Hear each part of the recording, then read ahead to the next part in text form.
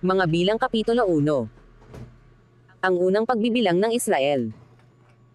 At ang Panginoon ay nagsalita kay Moises sa ilang ng Sinai sa tabernakulo ng kapisanan, ng unang araw ng ikalawang buwan, sa ikalawang taon pagkatapos na makaalis sila sa lupain ng Ehipto, na sinasabi: Bilangin mo ang buong kapisanan ng mga anak ni Israel, ayon sa mga angkan nila, ayon sa mga sangbahayan ng kani-kanilang mga magulang, ayon sa bilang ng mga pangalan, bawat lalaki ayon sa dami ng mga ulo nila. Mula sa 20 taong gulang na patanda, lahat ng makalalabas sa Israel sa pakikibaka, nabibilanggan ninyo at ni Aaron sila ayon sa kanilang mga hukbo. At magsasama kayo ng isang lalaki ng bawat lipi, na bawat isa'y pangulo sa sangbahayan ng kanyang mga magulang. At ito ang mga pangalan ng mga lalaki na sasama sa inyo: sa lipi ni Ruben, si Elisur na anak ni Sedger; sa lipi ni Simeon, si Salumil na anak ni Zurisadai; sa lipi ni Juda, si Naason na anak ni Aminadab; sa lipi ni Isaacar, si Nathanel na anak ni Suar; sa lipi ni Zabulon, si Eliab na anak ni Helen; sa mga anak ni Jose, sa lipi ni Ephraim, si Elisama na anak ni Amiad; sa lipi ni Manases, si Gamaliel na anak ni Pidshur; sa lipi ni Benjamin, si Abidan na anak ni Gedeon; sa lipi ni Dan, si Ahiezer na anak ni Amisadai; sa lipi ni Azer, si Phigil na anak ni Ocran; sa lipi ni Gad, si Eliasap na anak ni Dual; sa lipi ni Neftali, si Ahira na anak ni Inan. Ito ang mga tinawag sa kapisanan, na mga prinsipe sa mga lipi ng kani-kanilang mga magulang, sila ang mga pangulo ng libu-libong taga-Israel. At dinala ni Moises at ni Aaron ang mga lalaking ito na nasaysay sa pamamagitan ng kani-kanyang pangalan.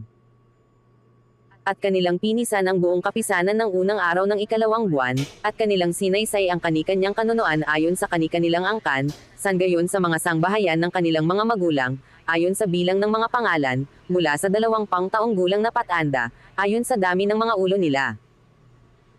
Kung paanong iniutos ng Panginoon kay Moises, ay gayon niya binilang sa ilang ng Sinai. At ang mga anak ni Ruben, na panganay ni Israel, ang kanilang mga lahi, ayon sa kanilang mga angkan, ayon sa mga sangbahayan ng kanilang mga magulang, ayon sa bilang ng mga pangalan, sangayon sa dami ng kanilang mga ulo, bawat lalaki mula sa 20 taong gulang na patanda, lahat ng makalalabas sa pakikibaka, ay nanggabilang sa kanila, sa lipi ni Ruben, ay 46,500.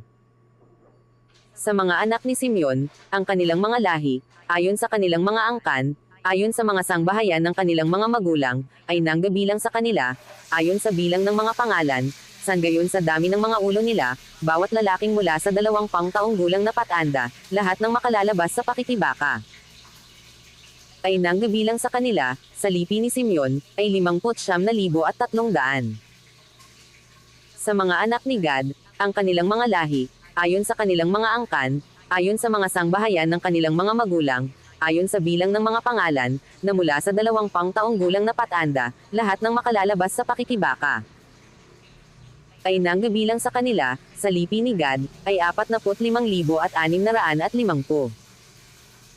Sa mga anak ni Juda, ang kanilang mga lahi, ayon sa kanilang mga angkan, ayon sa mga sangbahayan ng kanilang mga magulang, ayon sa bilang ng mga pangalan, na mula sa 20 taong gulang na patanda, lahat ng makalalabas sa pakikibaka, ay nanggabilang sa kanila, sa lipi ni Juda, ay 74,600. Sa mga anak ni Isaacar, ang kanilang mga lahi, ayon sa kanilang mga angkan, ayon sa mga sangbahayan ng kanilang mga magulang, ayon sa bilang ng mga pangalan, na mula sa 20 taong gulang na patanda, lahat ng makalalabas sa pakikibaka, ay nanggabilang sa kanila, sa lipi ni Isaacar, ay 54,400. Sa mga anak ni Zabulon, ang kanilang mga lahi, ayon sa kanilang mga angkan, ayon sa mga sangbahayan ng kanilang mga magulang, ayon sa bilang ng mga pangalan, na mula sa 20 taong gulang na patanda, lahat ng makalalabas sa pakikibaka, ay nanggabilang sa kanila, sa lipi ni Zabulon, ay 57,400. Sa mga anak ni Jose, sa mga anak ni Ephraim, ang kanilang mga lahi, ayon sa kanilang mga angkan, ayon sa mga sangbahayan ng kanilang mga magulang, ayon sa bilang ng mga pangalan, na mula sa 20 taong gulang na patanda, lahat ng makalalabas sa pakikibaka, ay nanggabilang sa kanila sa lipi ni Ephraim, ay 40,500. Sa mga anak ni Manases, ang kanilang mga lahi, ayon sa kanilang mga angkan, ayon sa mga sangbahayan ng kanilang mga magulang, ayon sa bilang ng mga pangalan, na mula sa 20 taong gulang na patanda, lahat ng makalalabas sa pakikibaka. Ay nanggabilang sa kanila, sa lipi ni Manases, ay 32,200.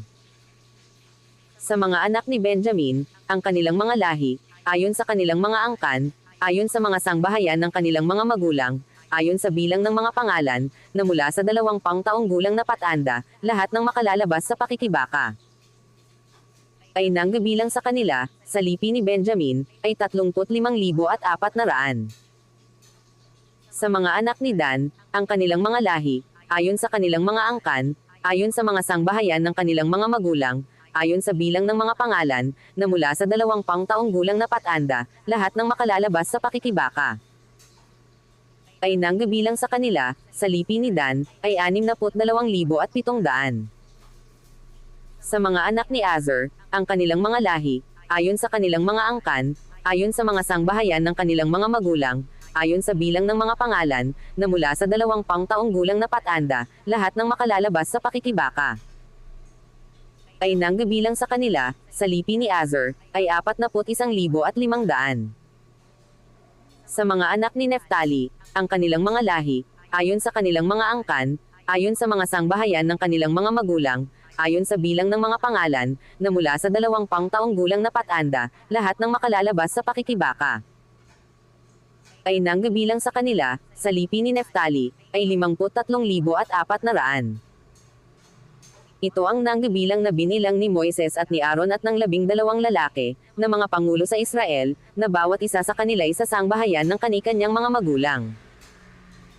Kaya't lahat ng nanggabilang sa mga anak ni Israel, ayon sa mga sangbahayan ng kanilang mga magulang, na mula sa 20 taong gulang na patanda, lahat ng sa Israel ay makalalabas sa pakikibaka. Lahat ng nanggabilang ay 603,550. Datakwat ang mga Levita ayon sa lipi ng kanilang mga magulang ay hindi ibinilang sa kanila. Sapagkat sinalita ng Panginoon kay Moises, na sinasabi, ang lipi lamang ni Levi ang hindi mo bibilanggan, hindi mo ilalahok ang bilang nila sa mga anak ni Israel. Kundi ipamamahala mo sa mga Levita ang tabernakulo ng patoto, at ang lahat ng kasangkapan ni Yaon, at ang lahat ng nauukol doon, kanilang dadalhin ang tabernakulo, at ang lahat ng kasangkapan ni Yaon, at kanilang pangangasiwaan at sila'y haantong sa palibot ng tabernakulo. At pagka ililipat ang tabernakulo ay pagtatanggal-tanggalin ng mga Levita, at pagka itatayo ang tabernakulo ay pag-uugnay-ugnayin ng mga Levita, at ang taga-ibang bayan na lumapit ay papatayin. At ang mga anak ni Israel ay magtatayo ng kanilang mga tolda, na bawat lalaki ay sa kanyang sariling kampamento at bawat lalaki ay sa siping ng kanyang sariling watawat ayon sa kanilang mga hukbo. Datakwat ang mga Levita ay magsisitayo sa palibot ng tabernakulo ng patoto, upang huwag magtaglay ng galit sa kapisanan ng mga anak ni Israel, at ang mga Levita ay mamahala ng tabernakulo ng patoto. Gayon ginawa ng mga anak ni Israel, ayon sa lahat na iniutos ng Panginoon kay Moises, ay gayon nila ginawa.